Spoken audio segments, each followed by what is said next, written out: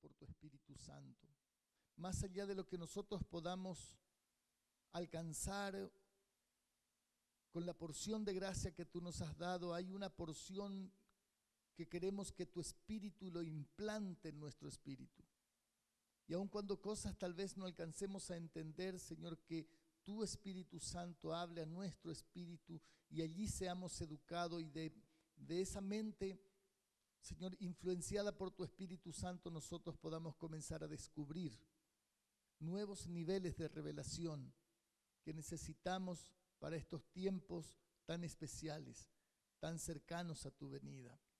Señor, queremos ser instrumento en tus manos, queremos reflejar tu gloria de una manera creciente y para eso, Señor, nos hemos reunido porque creemos, Señor, que este conocimiento que no tenía el pueblo de Israel en aquel tiempo, Señor, creemos que estaba disponible para ellos, pero Señor, aún más todavía, Señor, porque tu Espíritu vive en nosotros, vive en cada uno de mis hermanos. Señor de los cielos, gracias porque tú nos das el Espíritu por medidas, dice tu palabra.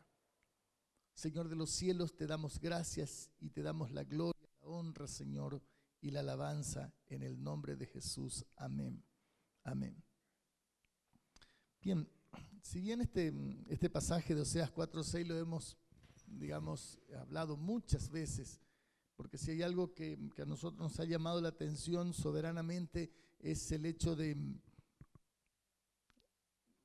que la falta de conocimiento del pueblo es, digamos, la causa de que el pueblo no viva los niveles de fe, los niveles de lo sobrenatural que está previsto por Dios que nosotros lo vivamos, que nosotros lo experimentemos. Es decir, hay mucha gente que puede crecer en su familia, en la edificación de su familia, porque toma buenas decisiones. Entonces hay gente que naturalmente puede establecer su familia sobre buenas bases. ¿Por qué? Porque enseña buenos principios. Pero para nosotros debiera ser algo absolutamente mayor todavía. Nosotros debiéramos establecer a nuestros hijos en una plataforma de, digamos, de mejor expectativa que aquel que no conoce la palabra y que al aplicar simplemente la palabra le está dando los resultados, pero nosotros al tener la comunión con el Espíritu Santo debiéramos producir mucho más todavía, pero la realidad es que el pueblo de Dios no se distingue en general, digamos, dentro de nuestra sociedad. La mayor parte de los abanderados no son cristianos. Entonces eso debe a nosotros llamarnos la atención. Y Dios dice a través del profeta Oseas que el problema que tenemos nosotros es que, digamos, no estamos usando la mente de Cristo. ¿Sí? Entonces dice el apóstol Pablo escribiendo a los Efesios que a los Corintios, ¿sí? En la primera carta, capítulo 2, dice: y nosotros no hemos recibido el espíritu del mundo, sino el espíritu que proviene de Dios, para que sepamos lo que Dios nos ha concedido. Es decir, nosotros hemos recibido el Espíritu Santo y por lo tanto nosotros tenemos que saber qué es lo que Dios nos ha concedido, lo cual también nosotros hablamos, dice, no con palabras enseñadas por sabiduría humana, sino con palabras que la enseña el Espíritu. Eso no lo tiene la persona que no conoce de Cristo y que tiene sus hijos mejor posicionados que a veces nuestros hijos. Algo está pasando allí. Si nosotros tenemos ese plus, debieran nuestros hijos tener una mejor posición. Eso también es para nosotros. Debiéramos nosotros estar en una mejor posición que el resto. Pero sin embargo, eso no vemos que ocurre. Entonces, ese faltante es lo que nos llevó a nosotros a ser movilizados para poder examinar todo lo que estamos examinando. La necesidad de tener ese conocimiento que en acción se traduzca en una manifestación de los hijos de Dios, como dice Pablo escribiendo a los Romanos en el capítulo 8. Dice que aún la creación está esperando, dice, anhela con ansias la manifestación de los hijos de Dios. Y entonces Dios dice que cuando nosotros tenemos ese conocimiento, entonces el pueblo no se va a destruir. Pero hay una amenaza muy grande acerca de si nosotros no estamos atendiendo esto, no es solamente que nuestras vidas van a ser de menor calidad de la que Dios tiene previsto. Indudablemente que cuando nosotros llegamos al camino del Señor hay una gran diferencia en la manera que vivíamos antes y la que vivimos ahora. Hay una gran diferencia en las expectativas que teníamos antes y la expectativa que teníamos ahora. Incluso más, estando en el camino a veces nosotros perdemos esa esperanza y comenzamos a enfocarnos en las cosas de aquí en la tierra y, nos desviamos. Y entonces empezamos a tener problemas y los problemas nos vuelven otra vez al Señor. Y ese apartarnos del Señor a veces es un apartamiento y nos vamos de la congregación y estamos sin congregarnos. Pero a veces nosotros estamos apartados estando en la congregación. Venimos todos los domingos, pero estamos apartados. ¿Sí? Pero cuando nosotros tomamos conciencia y nos volvemos, nosotros podemos ver la diferencia en cómo nosotros vivíamos en esa circunstancia y cómo vivimos cuando otra vez estamos entrando en comunión con los hermanos, tenemos comunión con Dios. Hay una diferencia bien sensible. Pero Dios no quiere esa pequeña diferencia. Él no nos llamó para pequeñas diferencias. Él nos llamó para grandes diferencias. Es decir, para que una diferencia sea notoria, que nosotros simplemente porque andamos en la ciudad, alguien se da cuenta de que hay en nosotros algo que ellos no tienen y que ellos anhelan y que quisieran saber qué es lo que nosotros tenemos. Nosotros somos gente extrañas. ¿Por qué? Porque nosotros somos extranjeros y peregrinos en este Chilecito. Entonces, así como cuando viene un turista y vemos su aspecto, nosotros nos damos cuenta que son turistas por su aspecto. Ellos tienen que darse cuenta de que nosotros somos extranjeros y peregrinos, no por nuestro aspecto, sino porque hay algo en el espíritu, algo en el ambiente, ¿no es cierto?, que cambia cuando nosotros estamos. Para eso fuimos llamados. Por eso el conocimiento no tiene que ver con información solamente. La información es la primera parte. Es esa información que se imparte en nuestro espíritu, que trae una revelación, ¿no es cierto?, que nos permite a nosotros mirar diferente, hablar diferente, caminar diferente, abrir puertas que otros no puedan abrir. O si no, ¿qué es lo que ocurre? Si nosotros no tenemos esa impartición en el espíritu, lo que ocurre es que vivimos en una situación mucho mejor, pero no todo lo que Dios quisiera que nosotros vivamos. Entonces, vamos a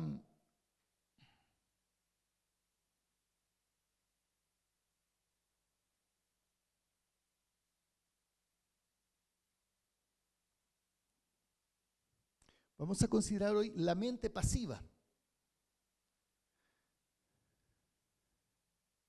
Entonces, ¿por qué nosotros no tenemos ese conocimiento?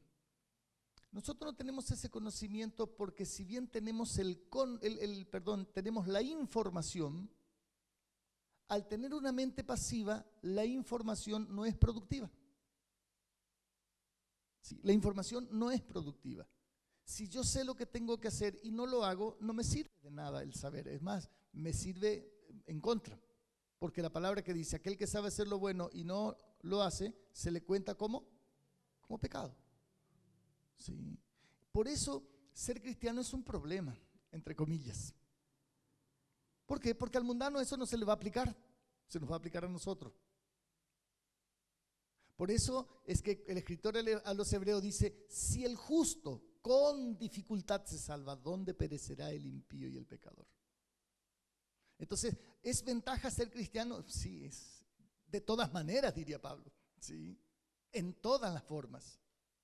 Ahora, todo privilegio también conlleva, también responsabilidades que son proporcionales. Es decir, que a mayor grado de revelación, mayor grado de responsabilidad tenemos. Por eso nosotros no podemos tener la mente pasiva. Y vamos a ver qué es lo que dice, qué es lo que es la pasividad. Es falta de sensación, falta de deseos, de fuerzas, apatía general. Es lo opuesto a actividad. Entonces, ¿le pasó a usted que a veces no tiene ganas de nada? Nosotros estamos tan acostumbrados a ese asunto de que hay días que no tenemos ganas de nada y ¿qué hacemos? Nada. ¿Por qué? Y porque así nosotros nacimos en pecado. Y entonces el diablo, en ese tiempo de que nosotros estábamos en pecado, él se encargó de sembrar una mente pasiva o generar las, digamos, condiciones naturales para que nosotros tengamos una mente pasiva y esa mente pasiva sea para nosotros normal. Entonces nosotros no teníamos conflicto antes. Cuando no tenemos nada de gana, ¿qué hacemos? Hacemos nada. ¿Por qué? Y porque no tengo ganas. ¿Sí? ¿Por qué tengo que hacer? No tengo ganas. Pero cuando nosotros llegamos al camino del Señor, eso tiene que encender una alarma en nosotros. ¿Por qué? Porque una mente pasiva no es normal en el cristiano. O no debiera ser normal. Entonces, eso es un síntoma de que nosotros estamos en problema. Son alarmas de Dios. ¿Se dan cuenta? Por eso dice que el hombre natural no percibe las cosas que son del Espíritu de Dios y para él es normal tener una mente pasiva. ¿Sí? No hay problemas, no hay drama. Es más, se acomoda y nosotros tenemos que rebelarnos. ¿Por qué? Porque eso no pertenece a una persona del reino de Dios. Una persona del reino de Dios no es pasivo. ¿Por qué? Porque ni la palabra de Dios es pasiva, sino mucho más todavía es eficaz, es activa, es poderosa, es productiva. Y nosotros entonces tenemos que ser conforme a la palabra de Dios. O sea, nosotros no podemos estar activos. Cuando nosotros estamos durmiendo, estamos activos. ¿Por qué estamos activos? Porque estamos descansando. Descansar es una actividad activa. ¿Cómo es ese asunto que descansar es una actividad activa? Porque descansar forma parte de lo que tenemos que hacer. Hay que hacer. ¿Sí? Descansar. Pero en medio de ese descanso nosotros podemos estar activos. ¿Por qué? Porque nosotros cuando oramos le decimos, Señor, aún en sueño, enséñame. ¿Sí? Aún en sueño, Señor, imparte esas cosas a mi espíritu, por tu espíritu. Que mañana cuando me levante yo tenga niveles de revelación que hoy no tuve. O sea que nosotros podemos aprovechar hasta que cuando dormimos podemos aprovechar para crecer. O por lo menos estar disponible para que si el Espíritu Santo quiere obrar en nosotros, nosotros estemos listos. ¿Sí? Entonces nosotros siempre tenemos que estar activos. Entonces en un día de ayuno, ¿qué es lo que hacemos? Leer la palabra, estamos haciendo algo. Pero a veces solamente nos quedamos a meditar. ¿Sí? Y entonces nosotros estamos en una situación de estar meditando permanentemente. Entonces parece que estamos quietos, no estamos produciendo. ¿Por qué? Porque la meditación produce. Amén. Bien, entonces esa pasividad genera desánimo y nos hace ineficaces. ¿Sí? Nos hace ineficaces. Entonces fíjese que aquí cuando leíamos en Oseas 4:6 dice, el desechar el conocimiento, el dejarlo de lado. No es que nosotros nos ponemos en contra de la palabra, no, lo dejamos a un costado, ya estamos en problemas. Si nosotros nos olvidamos, estamos en problemas. ¿Por qué? Porque nos transformamos en personas ineficaces. Una mente pasiva es el terreno fértil de Satanás. ¿Por qué? Porque nosotros estamos ahí pasivitos. ¿Y qué clase de pensamiento tenemos cuando estamos pasivos? Cuando nosotros no tenemos ganas de nada. Tenemos pensamientos, digamos, de producir en grande. ¿Tenemos grandes sueños en ese momento? No, ahí nos acordamos de aquel que me está debiendo hace 3 meses y no me paga. Ahí me estoy acordando de aquel que no me devolvió tal cosa, de aquel que habló mal de mí. Me acuerdo de aquel que me hizo tal cosa, o me acuerdo de lo que yo tendría que haber hecho y no hice y como consecuencia de eso, por eso estoy así. ¿Sí? Y me acuerdo hasta de la suegra.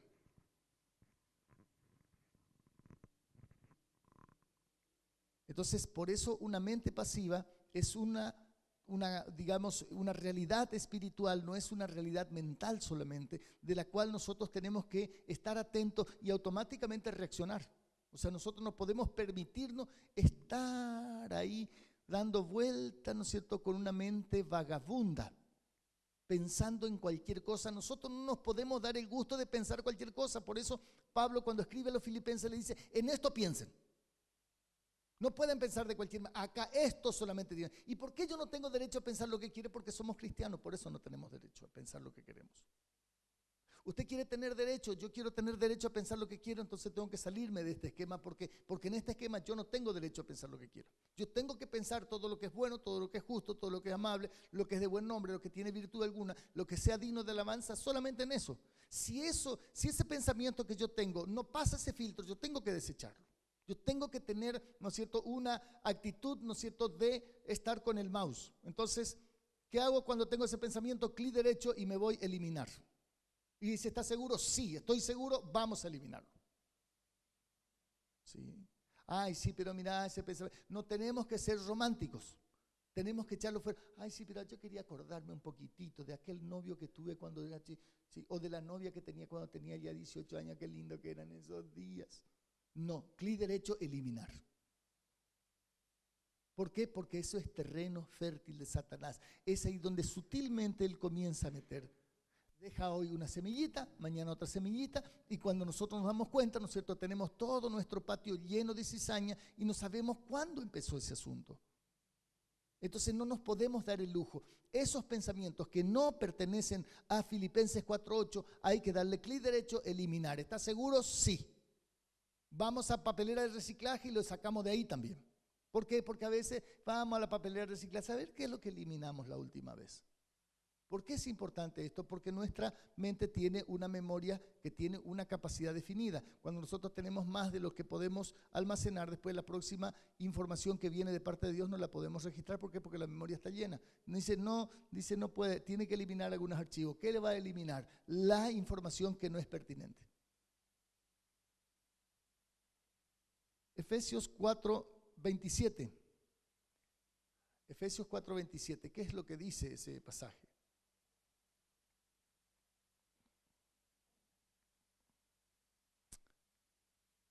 Airaos, pero no pequéis. No se ponga el sol sobre vuestro enojo, ni deis lugar.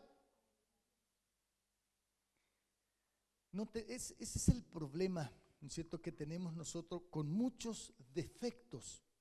Por esa estructura, por esa fortaleza que el enemigo, digamos, implantó por años en nosotros y nos hizo que hoy nosotros seamos disfuncionales. ¿Qué es lo que es una persona disfuncional? Es aquella que no funciona bien. ¿Sí? Es una persona que no funciona bien. Entonces, si es un varón, si es disfuncional, no está funcionando bien. Si es mujer, no está funcionando bien como mujer. Si es adulto, no está funcionando como adulto. Entonces, cuando debiera estar produciendo un cierto nivel, no está produciendo en ese nivel. ¿Por qué? Porque es disfuncional.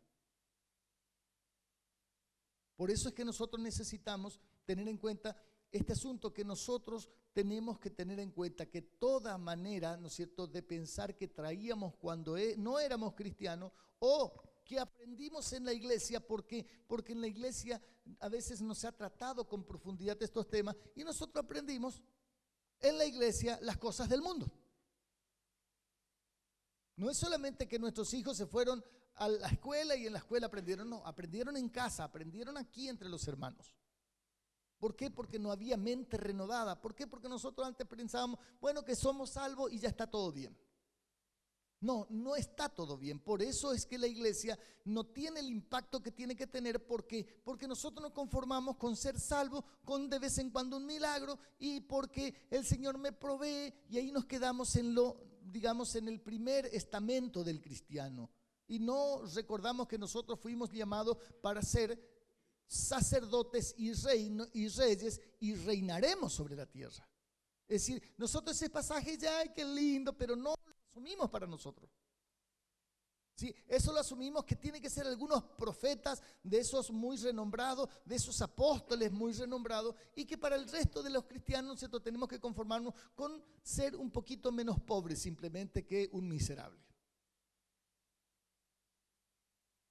Entonces, por eso es que es necesario que nosotros rescatemos el verdadero propósito para el cual nosotros fuimos llamados. Si nosotros vamos a transportar a una persona, Jesucristo, Entonces nuestra estructura tiene que ser una estructura grande, fuerte, una estructura que impresione. Imagínense, si tienen que cargar, vamos a suponer una torre como las que tiene, digamos, personal o claro, esas torres largas. Si tuvieran que transportar armada esa torre, ¿cómo debiera ser ese chasis? Debe ser bastante impresionante. Entonces, que la gente cuando pase dice, wow, todos se den cuenta a mirar. Nosotros estamos transportando una persona, nosotros no somos cristianos solamente, nosotros transportamos a Cristo. Entonces la estructura que tiene que sostener eso tiene que ser bien firme. ¿Y cuál es esa estructura? La mente de Cristo. La mente de Cristo. Porque cuando la mente de Cristo se pone en acción, la gente no ve a Dani, no ve a Marcela, no ve a Patrick, ve a Cristo. Entonces esa mente tiene que estar apropiada. Entonces el diablo, ¿qué va a tratar de hacer? Va a tratar de sacarle un tornillo acá, para que cada vez que queremos montar, se caiga. Entonces nosotros no podemos salir con Cristo, transportando a Cristo, porque cuando estamos armando se nos viene abajo, ¿no es cierto?, toda la estructura. ¿Y cuáles son esos tornillos que saca el diablo? La mente pasiva, la mente enjuiciadora, sí, la mente vagabunda. Esos son los tornillos que va sacando para que la mente de Cristo que ya está no se pueda establecer. La distracción más la adicción más los dardos del enemigo es igual a un cautivo.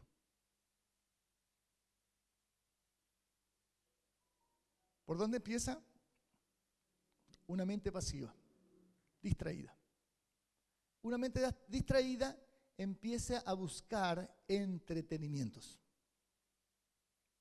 Entonces, aquí tenemos la nueva droga, ¿sí? La nueva droga psicológica, ¿sí? Entonces, no tenemos nada que hacer, ¿qué hacemos? En vez de leer la Biblia, leemos el celular. Entonces, cuando nosotros leemos al celular, nosotros nos damos cuenta cuántos dardos de encendido de fuego del maligno van a nuestra cabeza y después nosotros no sabemos por qué no podemos orar. ¿Por qué no tenemos ganas de leer la Biblia? ¿Por qué no tenemos ganas de ayunar? ¿Cuándo fue la última vez que usted tuvo unas ganas locas de ayunar? No existe eso en la mayoría de los cristianos. Nosotros tenemos que, digamos, llevarlo a los empujones al cuerpo para que ayune. ¿Sí? A los cintazos tenemos que, sí, tiene que ir, sí, y hay que darle, ¿no es cierto? Porque si no, no quiere ayunar. Y después nosotros no sabemos por qué tenemos la vida cristiana que tenemos, porque el primer viento que viene ya nos refría. Entonces, nosotros queremos ser fuertes, nosotros tenemos que pagar precios. Queremos ser fuertes, tenemos que pagar precios. El problema de la demagogia espiritual que hablábamos el domingo, ¿no es cierto?, tiene que ver con esto, que queremos tener unos músculos bárbaros espirituales, pero con algo que sea de sprayet, ¿sí? Entonces, que no me vaya a costar demasiado. 15 minutos mientras miro televisión y entonces después tengo unos músculos así. No funciona. No es cierto. Eso es mentira. Lo de sprayet es mentira. 15 minutos de Biblia, 15 minutos de oración, eso es mentira. No le va a dar resultado. Sí, tal vez no se muera, pero va a tener el respirador artificial todo el tiempo. O cada 4 o 5 horas le van a tener que poner un poco de oxígeno porque se está muriendo. Entonces, por eso es importante, ¿no es cierto? Nosotros no fuimos llamados para ser cautivos. Nosotros fuimos llamados para traer libertad a los cautivos. Entonces, pero un cautivo no puede sacar en libertad a otro cautivo. Uno que está en el hoyo no puede sacar a otro que está en el hoyo. Un ciego no puede guiar a otro ciego. Por eso es que nosotros necesitamos ser libres. ¿Y qué dice el Señor Jesucristo? ¿Sí? En San Juan 8:31, si conocen la verdad, ¿no es cierto? La verdad los hará libres. Si ustedes permanecen en mi palabra, serán verdaderamente mis discípulos y conocerán la verdad y la verdad los hará libres. Entonces, ¿qué es lo que Dios espera? Vamos a ir mirando estos pasajes, Primera de Pedro 5:8.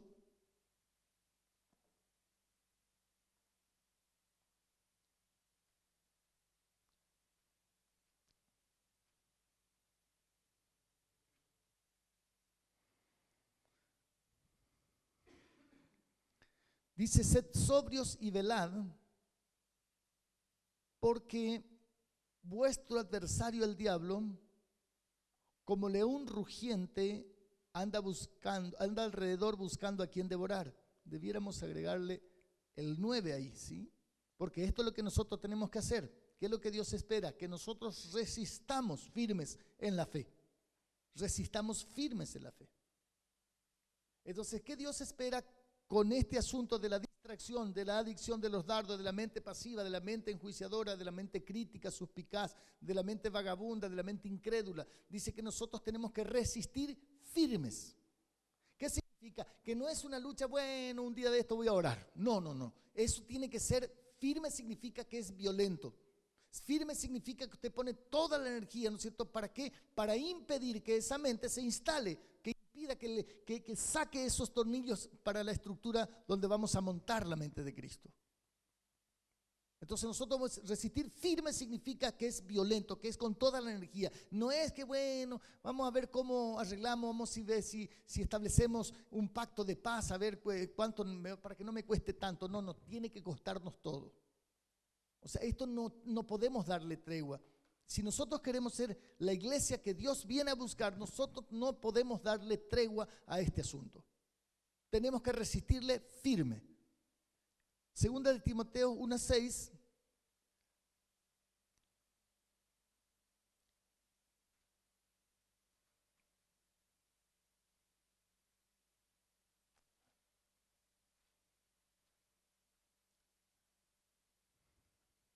Dice, por lo cual te aconsejo que avives el fuego del don de Dios que está en ti por la imposición de mis manos. Porque no nos ha dado Dios espíritu de cobardía, sino de poder, de amor y de dominio propio. Entonces, ¿quién tiene que avivar el fuego? Cada uno de nosotros. Este es el problema que tenemos. ¿Por qué? Porque nosotros tenemos hermanos que vienen a querer, ¿no es cierto?, tener el fuego que otro está soplando. No. Es decir, nosotros queremos que, digamos, tener ese fuego. ¿Qué es lo que implica el fuego del don? El fuego significa energía. El fuego significa algo que consume. Si nosotros queremos tener tal fuerza como la del fuego, ¿qué es lo que tenemos que hacer? Tenemos que avivarlo. ¿Cómo se aviva? Con oración, con ayuno, viniendo a orar, viniendo temprano, esperando que termine todo y saliendo de aquí con el propósito de hacer crecer el reino de Dios afuera. Es decir, nosotros no salimos acá pensando en nuestros problemas. ¿Por qué? Porque si Dios puede confiar en nosotros, poniendo su evangelio en nuestras manos, si Él puede confiar en nosotros, Dios tiene una fe impresionante. ¿Por qué tiene una fe impresionante? Porque confiar en nosotros, hay que tener fe para confiar en nosotros. Confiar en Dios debiera ser mucho más fácil, pero no lo es. ¿Por qué? Porque nosotros estamos teniendo esos problemas que están antes. Una mente, ¿cierto?, pasiva, una mente distraída, una mente que está volando. No nos podemos dar ese lujo. Avivar el fuego significa que ya tenemos fuego. O sea, que ya somos gente, digamos, inquieta. Ya somos gente que pero estamos observando que hay detalles que nos están impidiendo dar todo. Entonces, ¿qué hacemos? Nosotros avivamos el fuego para que se quemen esos detalles. Pero eso no lo puede hacer el pastor y los hermanos que están entendiendo el tiempo que estamos viviendo. No lo pueden hacer los hermanos solamente que están entendiendo que hay que redimir el tiempo. Eso es tarea de cada uno. ¿Por qué? Porque cada uno dará cuenta de sí. Entonces, si nosotros tenemos que tomar la responsabilidad, pero nosotros no tenemos que tomar la responsabilidad como una responsabilidad. Nosotros tenemos que tomar esta responsabilidad como un privilegio. Es decir, Dios, por alguna razón que no tiene nada que ver con nosotros, indudablemente, nos escogió a nosotros para hacer avanzar el reino. Él nos llamó a los ingenieros electrónicos, Él nos llamó a los máster en medicina, en los especialistas, ¿no es cierto?, en esas cosas más difíciles que se están haciendo hoy en el cuerpo humano. No, Él llamó a gente como nosotros. De lo vil del mundo nos escogió Dios. ¿Sí? Entonces nos sacó de la flor innata de la sociedad. Entonces, ¿qué significa esto? Que nosotros entonces tenemos que estar entusiastamente ocupados en este asunto. Avivar el fuego del don que hay, de Dios que hay en nosotros. Efesios 5:15 es lo que compartimos el otro día, ¿sí? Mirad con diligencia como andéis, no como necios, sino como sabios, redimiendo bien el tiempo.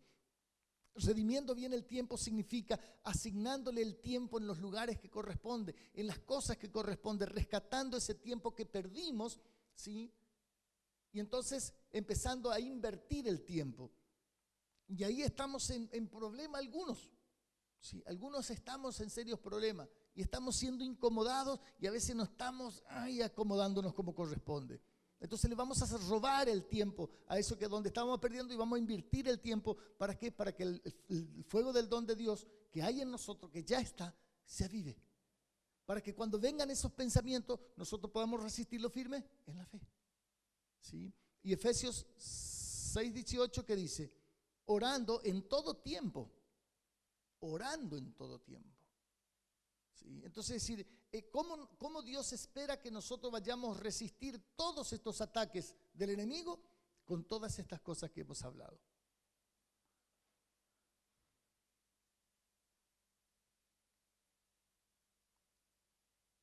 ¿Qué tratará de anular el enemigo con nuestra pasividad?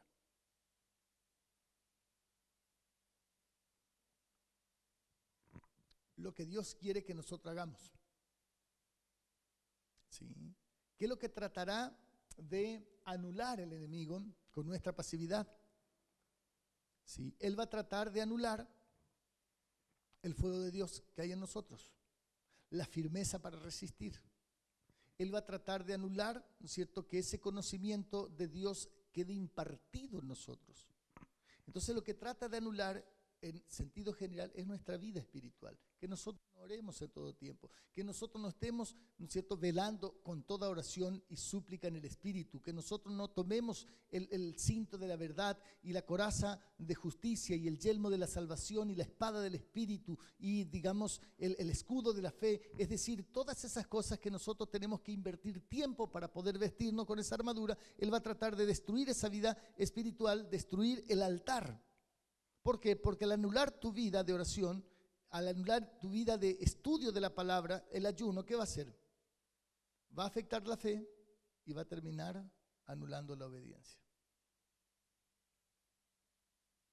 Porque al destruir el altar, no tenemos fe. Y si no tenemos fe, no tenemos fuerza para obedecer. Y entonces, ¿qué estamos haciendo? Abriendo la boca, estamos paveando, pensando cualquier cosa, con cara de yo no fui, ¿sí?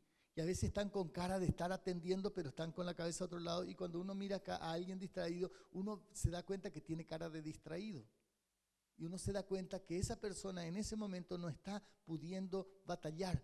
Entonces, ¿dónde está el problema? No está el problema en la circunstancia de ahora, está el problema más atrás en su altar. ¿Sí? Que no está invirtiendo el tiempo, no está redimiendo ese tiempo para invertirlo en el altar. ¿Sí? Ese es el primer tiempo que tenemos que redimir. El primer tiempo que tenemos que rescatar, el tiempo del altar. ¿Por qué? Porque una vez que mejoremos el altar, automáticamente el resto va a ir mejorando. Por eso es que necesitamos estar, digamos, bien avisados. Necesitamos estar bien, digamos, con los ojos bien abiertos. ¿Para qué? Para que nos pase este asunto. El diablo va a querer destruir esa vida espiritual. ¿Por qué? Porque él no tiene problema en que nosotros vengamos al culto. Él no tiene problema en que nosotros, digamos, traigamos nuestros diezmos, nuestras ofrendas, que nosotros prediquemos de vez en cuando a alguien. Él no tiene problema si nosotros hacemos una ofrenda especial para una cuestión especial. Que nosotros, dice, pastor, acá tiene el auto disponible, acá tiene la nata. Yo también estoy disponible para él. Él no tiene ningún problema. Mientras nosotros andemos en todas esas actividades, el diablo está chocho. ¿Sí? El diablo dice, qué bueno, che, mira cómo trabajan para mí esto. ¿Cómo que trabajan para mí? Claro, porque cuando nosotros no tenemos una vida de altar, nuestra tarea es una tarea natural. Es una tarea natural. Por eso nuestros crecimientos en la iglesia están siendo crecimientos naturales. Pero nosotros no fuimos llamados para crecimientos naturales. Nosotros, digamos, ahora el 10 de mayo, digamos, cumplimos, digamos, 3 años de que hicimos la primera reunión acá en Chilecito. 3 años. ¿sí? Y no somos ni 100 personas. Eso es natural. Eso no tiene nada de extraordinario. No tiene nada de extraordinario. Entonces yo le preguntara a Iván, a ver, ¿cuándo fue la última vez que vos ganaste uno para Cristo? No conteste, o sea, hago una pregunta retórica nada. Es decir, Patrick, ¿cuánto vos ganaste para Cristo ya? Bueno, y así sí empezamos a ver cuánto ganamos en el último mes, cuánto ganamos para Cristo. Y ahí nosotros nos vamos a dar cuenta.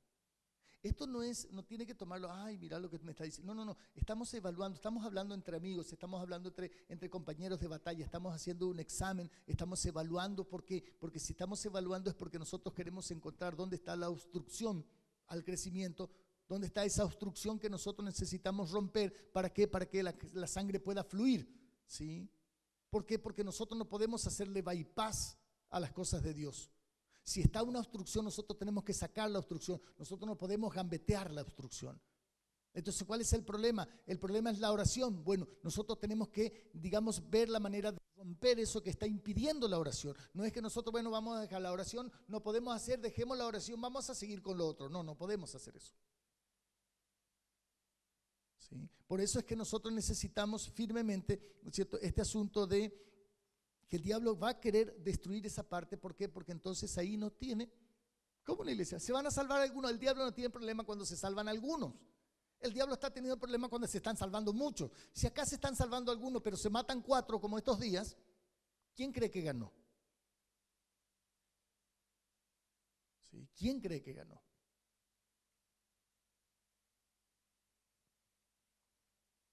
Pero no solamente quiere destruir el altar, te quiere destruir a ti, te quiere destruir tu familia, tus finanzas, tus proyectos.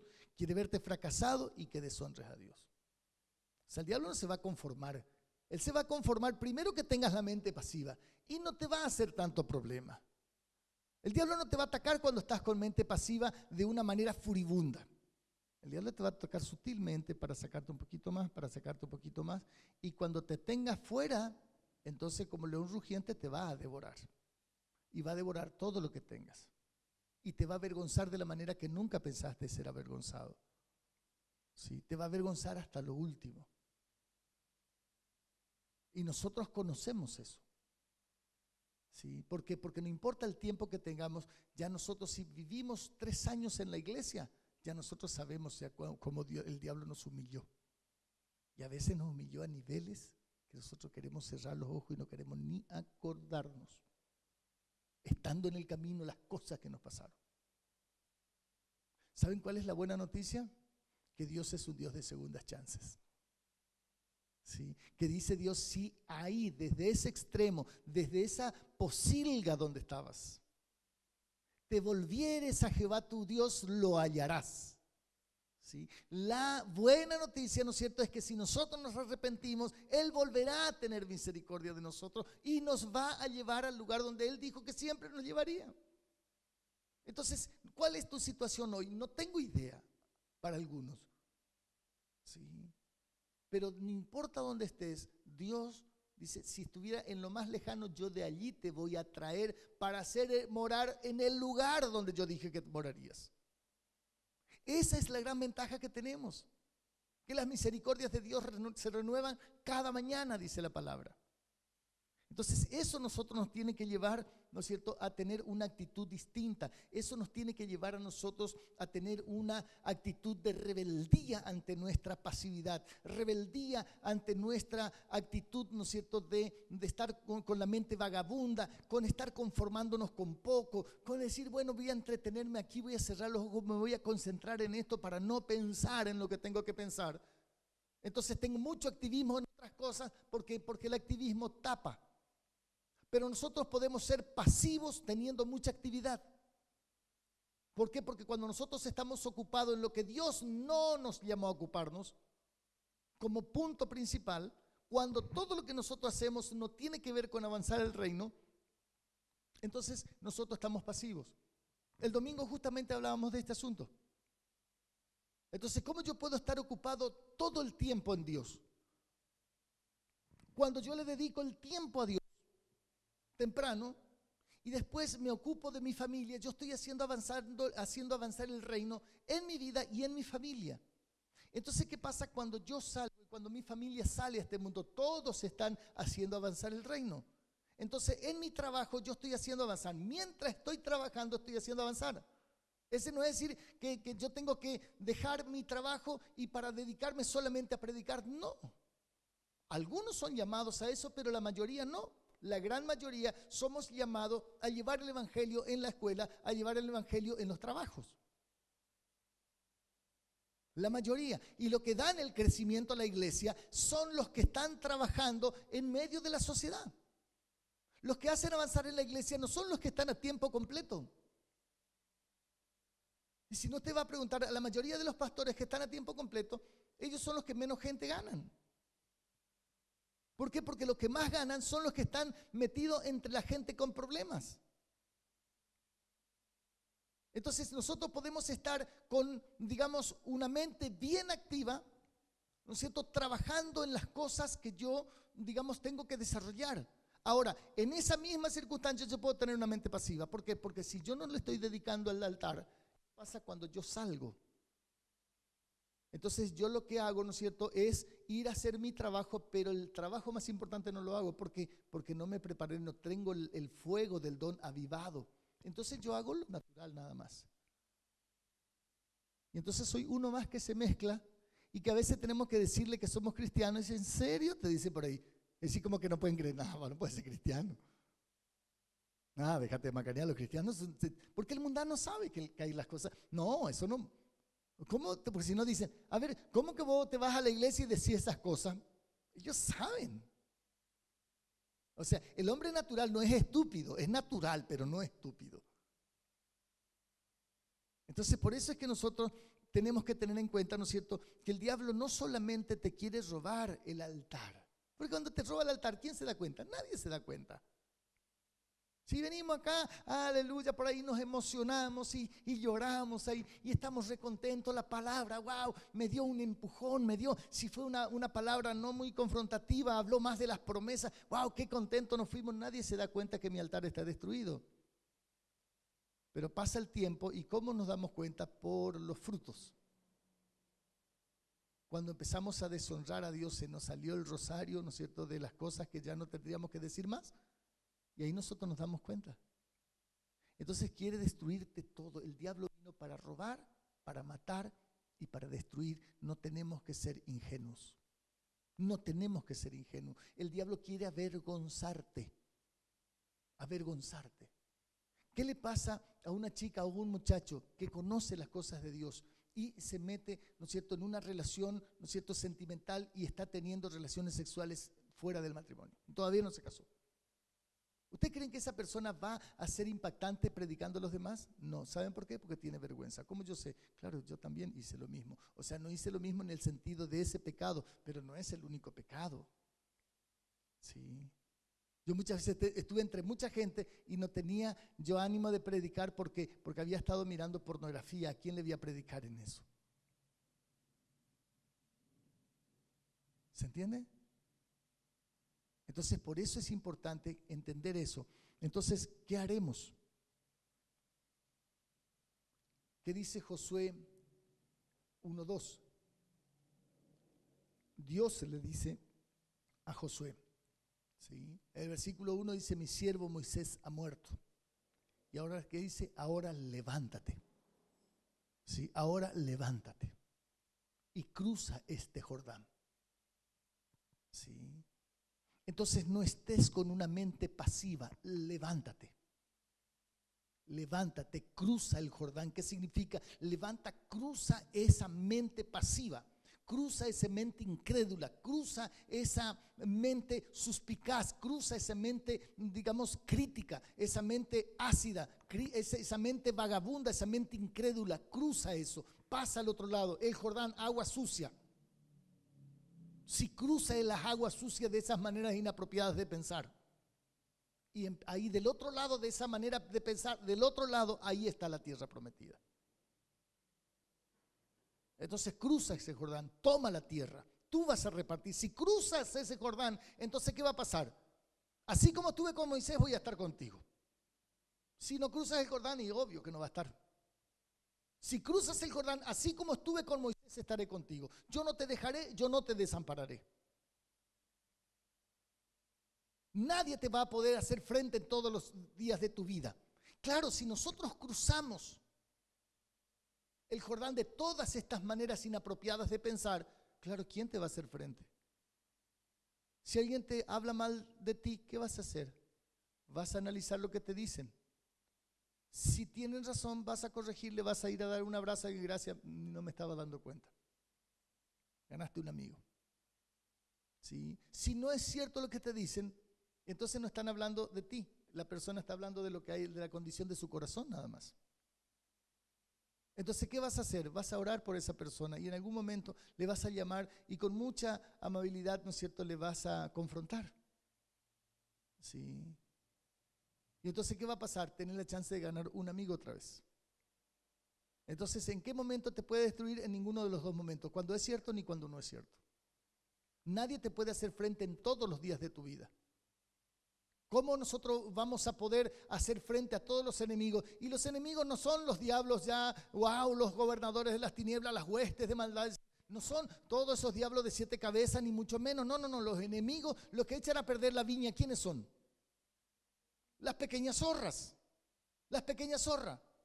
No me miró, no me contestó el mensaje, me contestó mal, me miró mal, mira cómo me dijo. Esas son las cosas que nos sacan a nosotros del, digamos, del propósito de Dios. Esas son las cosas que hace inoperante a la iglesia. ¿Sí? Esas pequeñas zorras. ¿Por qué? Porque cuando yo tengo una mente suspicaz, desconfiada, mira, ese rato me está mirando, allá Dani dice, está hablando todo. No, mira, él dice todas esas cosas y no hace nada. Yo ya estoy suponiendo que él está diciendo eso en su corazón. Yo estoy suponiendo, eso es una mente suspicaz. Estoy desconfiando que él está ahí a ver cómo me va a criticar hoy. ¿Sí? Una mente enjuiciadora. ¿Sí? Claro, ¿cómo va a andar bien ese? También, ¿con quién se junta? Y estoy ahí, y nosotros le vi, ¿por qué? Y porque yo le he visto a Dani, ¿no es cierto?, que estaba con ese muchacho que se porta muy mal. Mira con quién se junta. Y a lo mejor Dani le estaba predicando, el otro le estaba contando que no sabe cómo salir de esa situación y él le estaba aconsejando. Pero claro, como yo ya estoy cruzado con él, yo ya le estoy enjuiciando a él. Entonces lo que veo, cualquier cosita lo toma mal. Y si anda con otro hermano, casi, seguro que anda hablando mal de mí con ese otro hermano. ¿Sí? Entonces es una mente enjuiciadora. Siempre está buscándole el pelo a la sopa. ¿Sí? Entonces nosotros tenemos que cruzar el Jordán. Pero además en Hechos 26, 16, ¿qué es lo que le dice Jesús a Pablo? ¿Sí? Pero levántate sobre tus pies, porque para eso me he aparecido a ti. ¿Para qué? Para ponerte por ministro y por testigo de las cosas que has visto y en aquellas en las que me apareceré a ti, para librarte de los gentiles, ¿sí?, y de tu pueblo a los cuales ahora te envío. ¿Para qué? Para que abra sus ojos. ¿Para qué? Para que se conviertan de las tinieblas a la luz. ¿Sí? Para que pasen, ¿sí?, de maldición a bendición, para que reciban el perdón de sus pecados. Entonces, es decir, ¿qué es lo que nosotros tenemos que hacernos? Levantarnos, ponernos sobre sus pies, porque para eso nos apareció Jesús un día. ¿Para qué? Para ponernos por ministros, no para ponernos por miembros, no para ponernos como visita de una iglesia, para ponernos como ministro. ¿Qué significan los ministros? Usted es un ministro, usted es un pastor, usted es una pastora. Usted va a ser en algún momento un profeta. Usted en algún momento va a ser un apóstol. ¿Por qué? Porque va a ser un enviado. Porque apóstol es eso, un enviado. Entonces eso no es solamente el pastor y el que tiene el ministerio apostólico. Como si fuera que solamente el apóstol tiene el ministerio apostólico. La iglesia tiene el ministerio apostólico. Entonces, ¿qué dice el Señor Jesús? Levántate y ponte sobre tus pies porque para esto te salvé. O sea, yo no te salvé aquí para sacarte de tus problemas económicos. No te saqué para sacarte de tus complejos de inferioridad. Yo no me aparecí a ti para sacarte de la pobreza. No me saqué aquí para sacarte, ¿no es cierto?, de esas maneras inapropiadas de pensar, para sacarte del vicio, de la borrachera, de la promiscuidad sexual, etc. No, eso no fue para eso lo que nos apareció. Él se apareció a nosotros para ponernos por ministros. Ese es el propósito. Y testigo. ¿Qué significa? Alguien que de primera mano sabe de lo que está hablando. No solamente sabe porque leyó en los libros, no solamente sabe porque leyó la Biblia, no solamente sabe porque escuchó en las prédicas, sabe porque le pasó a él. Él sabe de dónde le sacó el Señor y sabe para qué le sacó el Señor. Y sabemos que Dios anda buscando, ¿no es cierto?, esos obreros para la mies. Entonces los campos están blancos, dice el Señor, ustedes tienen que rogar al Señor de la mies para que envíe los obreros a la mies. No dice para que envíe a los creyentes para que estén ahí, ¿no es cierto?, sentados escuchando una prédica, orando un ratito, trayendo unos diezmos, unas ofrendas, ¿no es cierto? Y ese terminó todo el trabajo. Ese no es el trabajo.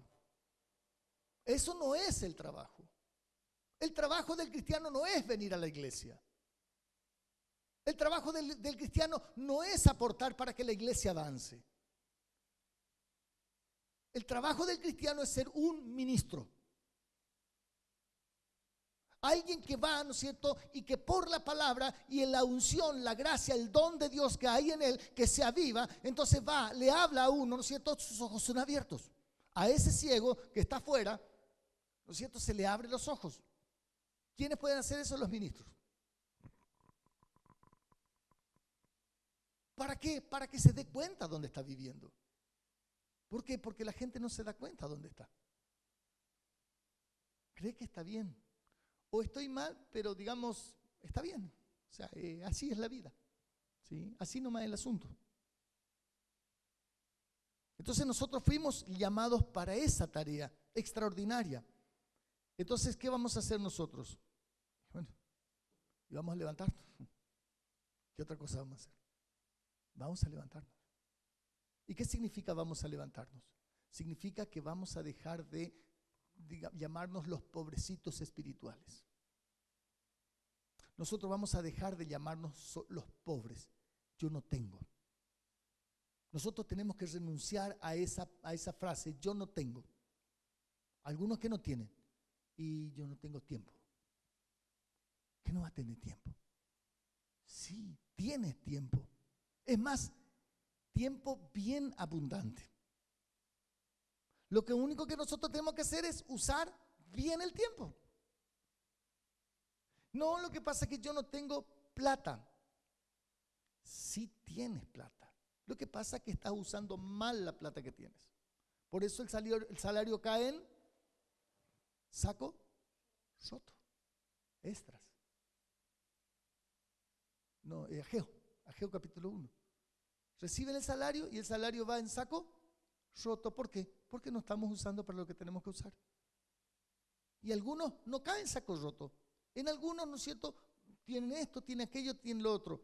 Y como dice el sabio Salomón, o Dios a través del sabio Salomón, dice, encontré esto, que Dios le da la capacidad a algunos de hacer riqueza, pero no la capacidad para disfrutarla. El que tiene y no lo aprovecha, y el que tiene y la aprovecha, ¿no es cierto?, para juntar, entonces ninguno de los dos lo puede aprovechar. ¿Por qué? Porque no está usando bien los recursos que tiene. ¿Por qué hay algunos que pueden dar y le rinde el dinero? Porque está usando bien. Eso es lo que hacían la gente, los dueños de John Deere. Empezaron con el diezmo, después 20%, 30%, después ellos daban el 90% y se quedaban con el 10%.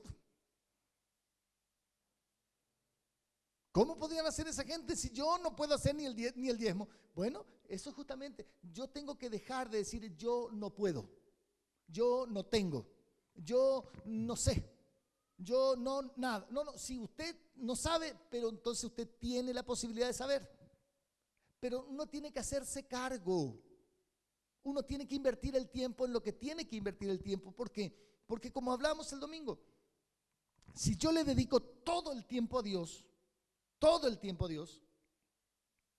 ahí va incluido el tiempo para mi familia, ahí va el tiempo para mi trabajo, ahí va la capacidad para poder aprovechar el dinero, ahí va la capacidad para poder aprovechar las influencias, aprovechar los contactos. Por eso yo les suelo decir, ¿sí? Ahí donde estás, Marcela, en tu trabajo, estate atenta, ¿sí? Caro, estate atento, Magali, ¿sí? Estate atento donde estés, porque Dios está trabajando a tu alrededor, está tocando corazones, ¿para qué? Para que cuando está preparado, Dios te va a dar una indicación, pero si nosotros estamos con una mente pasiva, Dios va a dar la indicación y nosotros ni siquiera nos vamos a enterar. Entonces, cuando nosotros le dedicamos todo el tiempo a Dios, ahí está incluida toda la satisfacción. Por eso dicen, busque primeramente el reino de Dios y su justicia y los demás les será añadido. ¿Por qué? Porque el Padre sabe las cosas que ustedes tienen necesidad antes que ustedes se la pidan. Sí, pero ¿qué es lo que hacemos nosotros? Nosotros estamos con una mente preocupada por las cosas que nosotros tenemos que alcanzar. Y no me va a alcanzar el tiempo, entonces tenemos que hacer como Martín Lutero, hoy tengo que orar por lo menos 4 horas porque si no, no me va a alcanzar el tiempo para hacer todas las cosas que tengo. Tengo una pila así de cosas, si no oro 4 horas mínimamente no voy a poder hacer. Esa es la lógica del reino. ¿Cuál es la lógica del suelo? Sí, la lógica del suelo es no voy a orar porque tengo muchas cosas para hacer. La lógica del cielo es lo al revés. Entonces, ¿qué es lo que vamos a hacer? Levantarnos y enfrentar nuestras dificultades. ¿Saben dónde están nuestras dificultades? En lo que decíamos al principio, tu vida espiritual, ¿sí? Tu altar, ahí está. Ahí es donde nosotros tenemos que levantarnos y vamos a ir a ese lugar. Ahí es donde empieza, ¿no es cierto?, nuestra victoria. Ahí es donde empieza la solución de nuestras dificultades. ¿Tienes dificultades con dinero? ¿Te falta el dinero? Sí, más o menos. Bueno, ahí el altar, ahí está la solución para el dinero. Sí. ¿Tienes problema con tu marido? Sí, bueno, andate al altar, ahí se soluciona tu problema. Claro. Ahí está el problema. Entonces, ¿qué vamos a hacer? Levantarnos y vamos a enfrentar nuestras dificultades. Ahí están nuestras dificultades. ¿Por qué? Porque cuando nosotros salgamos de ese altar, en una condición diferente, esos problemas que nosotros tenemos hoy van a desaparecer. ¿Por qué? Porque ahí es donde desaparecen los problemas. No desaparecen los problemas cuando yo le enfrento. Cuando yo le enfrento, lo único que hago es solamente tomar la tierra que me ha sido entregada. Si pasa, dice, y toma la tierra. No dice pasa y pelea la tierra. Pasa y toma la tierra, ya está entregado. ¿Qué pasaba con los Jericó? Mira, cuando entraron esos 2 espías, dicen, no, nuestro corazón ya desfallece. Ya nosotros no sabemos qué hacer, estamos todos encima, ya los papel higiénico, los pañales no alcanzan en Jericó. Sí, estamos todos hechos encima. ¿Por qué? Y porque nosotros hemos oído. ¿Y qué dice Dios? Yo voy a poner terror en ellos, yo voy a poner temor, ellos van a desfallecer. Dios le dijo mucho antes que iba a pasar eso. Fueron los espías, ¿y qué pasó? Lo que le dijo Dios. Por eso es que nosotros tenemos que enfrentar nuestras dificultades. ¿Sí? No verás lo que Dios ha preparado hasta que no lo hayas dado todo.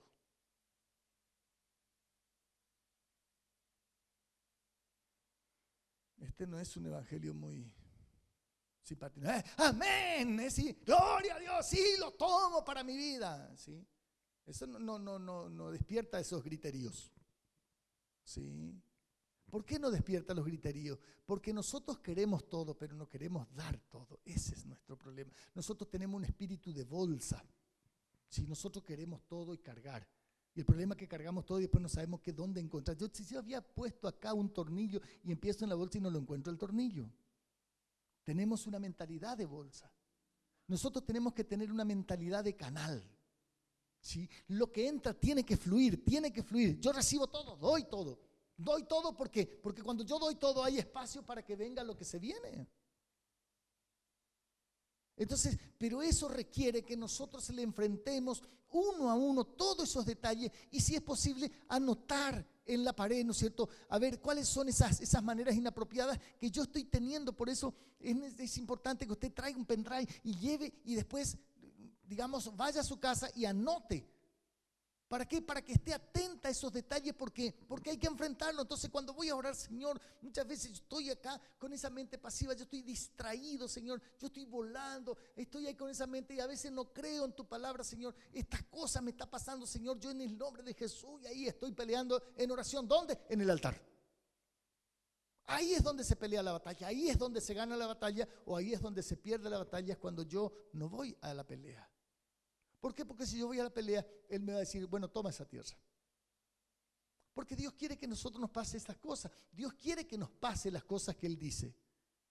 ¿Por qué? Porque Él preparó todo eso para que su nombre sea manifestado. Es decir, esto no tiene que ver con nosotros, hermanos. O sea, esto no tiene que ver con nosotros. ¿Qué le dice Jesús al Padre en San Juan 17:3? Padre, glorifica tu nombre. No tenía que ver con su nombre, tenía que ver con su nombre. Y como su nombre, el de Jesús y el nombre del Padre eran el mismo nombre, dice, ahora glorifícame, Padre. Pero nosotros no tenemos que decirle, Padre, glorifícame a mí. No, Padre, glorifica tu nombre. Entonces, ¿cómo va a glorificar el nombre de Dios en Reina? ¿Cómo va a ser para que Reina glorifique el nombre de Dios? Bueno, va a ir al Padre con todas estas cosas. Señor, yo no soporto más esta situación. Señor, dame la fuerza para que yo pueda. Y decía, ya te di la fuerza. ¿Cómo ya te di la fuerza? Lee primera de Timoteo capítulo 1 versículo 7. Y no nos ha dado Dios un espíritu de cobardía, sino uno de poder, uno de amor y de dominio propio. Ya lo tenés. Entonces, Señor, gracias porque tú me diste ese espíritu y yo, Señor, ahora voy a avanzar. Entonces yo tomo conciencia de lo que Dios me ha dado porque Dios me ha dado un espíritu, el Espíritu Santo, para que nosotros sepamos lo que Dios nos ha concedido. ¿Cómo nosotros vamos a saber lo que Dios nos ha concedido? Por la palabra. ¿Cuándo nosotros vamos a usar esa palabra? Cuando nosotros estemos peleando, cuando estamos en comunión, el Espíritu Santo trae esa palabra y yo en ese momento puedo usar esa información que se transforma en conocimiento. Y ese conocimiento es vivo, es eficaz, eso es más cortante que espada de doble filo, eso es la palabra de Dios, es la palabra de poder. ¿Qué es lo que ocurre? Soy transformado. Y cuando soy transformado, ¿qué ocurre? Mi vida es sobre